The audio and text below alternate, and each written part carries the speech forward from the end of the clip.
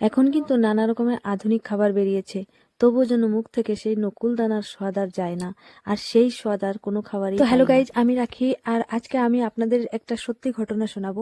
আমরা যখন ছোট ছিলাম তখন কিন্তু এত খাবার ছিল না, এত দোকান ছিল না মোড়ে মোড়ে রাস্তায় রাস্তায়, আর এত কুরকুরি ফুরকুরিও পাওয়া যেত না। তাই যখন ছোট ছোট খিদা লাগতো তখন কিন্তু আমাদের একটাই অপশন ছিল, সেটা হচ্ছে ঠাকুর ঘরে রাখা নকুল দানা। গাইজ, আমাদের ছোটবেলায় আমার মা একটা কাচের বোতলে নকুলদানা রাখতো। গাইজ, নকুলদানা খেতে হবে কিন্তু কেউ যেন জানতে না পারে। তাই ধীরে ধীরে ধীরে ধীরে ঠাকুর ঘরে গিয়ে যখন নকুলদানাটা হাতে ঢেলেছি, আমার বোন কিন্তু সেই আওয়াজটা টের পেয়ে গেছে। অমনি পিছের থেকে বোন এসে বলছে, দিদি তোর কি কোনো কাণ্ডজ্ঞান বোধ আছে রে?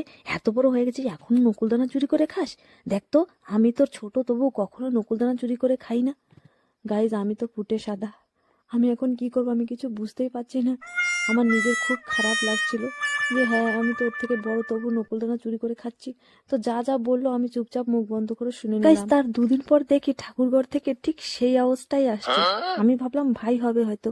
আমিও ধীরে ধীরে পা টিপে টিপে গিয়ে দেখি কিন্তু সেই লোকটাই যে গতকাল আমাকে প্রচুর পরিমাণে জ্ঞান দিচ্ছিল। আমি আমি এখন ওকে কি বলবো আর ও আমাকে কি বলবে?